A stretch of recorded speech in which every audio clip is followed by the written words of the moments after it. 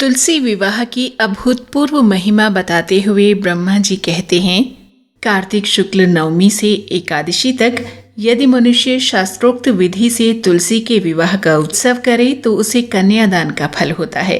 इसके साथ ही यदि कोई ऐसी महिला तुलसी विवाह के इस उत्सव को मनाए जिसकी कुंडली में वैधव्य योग हो तो वह वैधव्य दोष से भी मुक्त हो जाती है।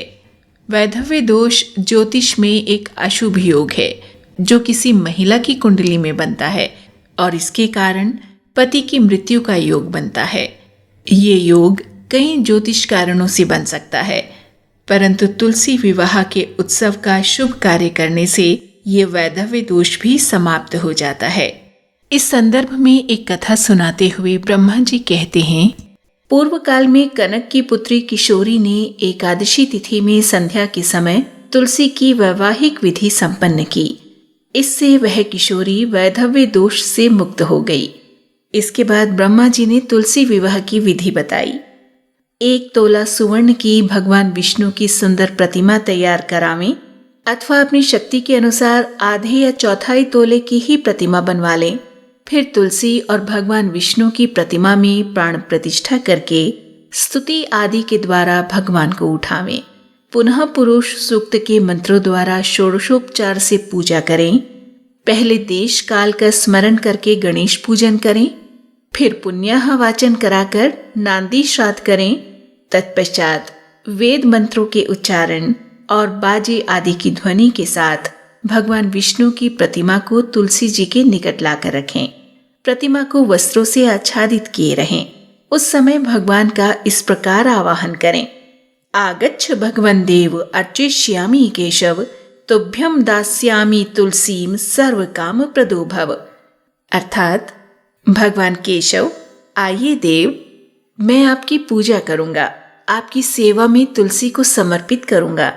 आप मेरे संपूर्ण मनोरथों को पूर्ण करें। इस प्रकार आवाहन के पश्चात 3 बार अर्घ्य, पाद्य और विष्टर का उच्चारण करके इन्हें बारी बारी से भगवान को समर्पित करें। फिर आचमन के पद का 3 बार उच्चारण करके भगवान को आचमन करावें। इसके बाद कांसे के पात्र में दही, घी और मधु रखकर उसे कांसे के पात्र से ही ढक दें और भगवान को अर्पण करते हुए इस प्रकार कहें, वासुदेव, आपको नमस्कार है, यह मधुपर्क ग्रहण कीजिए। इसके बाद हल्दी का लेपन करें और अभ्यंग कार्य संपन्न करके गोधूली की बेला में तुलसी और श्री विष्णु जी का अलग अलग पूजन करना चाहिए। दोनों को एक दूसरे के सम्मुख रखकर मंगल पाठ करें।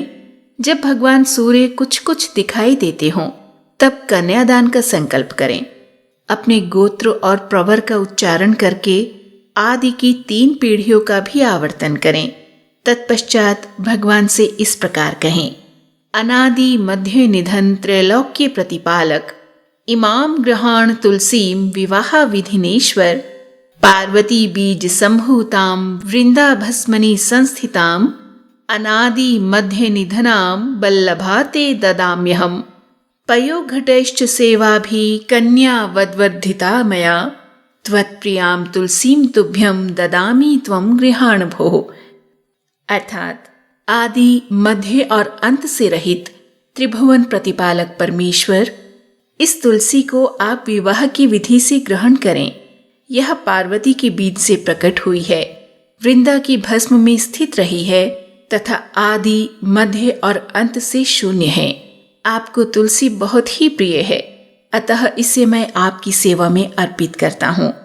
मैंने जल के घड़ों से सींच कर और अन्य प्रकार की सेवाएं करके अपनी पुत्री की भांति इसे पाला पोसा और बढ़ाया है। आपकी प्रिया तुलसी मैं आपको ही दे रहा हूँ। प्रभु, आप इसे ग्रहण करें। इस प्रकार तुलसी का दान करके फिर उन दोनों की अर्थात तुलसी और विष्णु जी की पूजा करें। विवाह का उत्सव मनाएं। सवेरा होने पर पुनः तुलसी और विष्णु का पूजन करें। अग्नि की स्थापना करके उसमें द्वादशाक्षर मंत्र से खीर, घी, मधु और तिल मिश्रित हवनीय द्रव्य की 108 आहुति दें। फिर स्वष्टिकृत होम करके पूर्णाहुति दें। आचार्य की पूजा करके होम की शेष विधि पूरी करें। उसके बाद भगवान से इस प्रकार प्रार्थना करें, हे देव, आपकी प्रसन्नता के लिए मैंने यह व्रत किया है। जनार्दन, इसमें जो न्यूनता हो वह आपके प्रसाद से पूर्णता को प्राप्त हो जाए।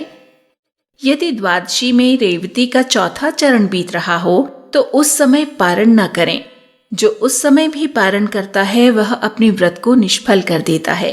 भोजन के पश्चात तुलसी के स्वतः गलकर गिरे हुए पत्तों को खाकर मनुष्य सब पापों से मुक्त हो जाता है। भोजन के अंत में ईख, आंवला और बेर का फल खा लेने से उच्छिष्ट दोष मिट जाता है। तदंतर भगवान का विसर्जन करते हुए कहें, भगवान, आप तुलसी के साथ बैकुंठ धाम में पधारें।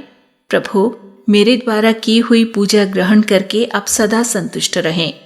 इस प्रकार देवेश्वर विष्णु का विसर्जन करके मूर्ति आदि सब सामग्री आचार्य को अर्पण करें। इससे मनुष्य कृतार्थ हो जाता है। तो ये थी तुलसी विवाह उत्सव की महिमा। इस शुभ विवाह को संपन्न कराने की वो विधि जो स्वयं ब्रह्मा जी द्वारा बताई गई है और शास्त्रों में वर्णित है। इसी तरह की शुद्ध और शास्त्रों में वर्णित जानकारी स्पष्ट तरीके से, बिना किसी खोट या कहें बिना किसी अनावश्यक बात को मिलाए आप तक पहुंचाने के लिए दीप कलश यूट्यूब चैनल सदा तत्पर। जुड़े रहिए दीप कलश के साथ। जय श्री हरि, जय तुलसी माता। राधे राधे।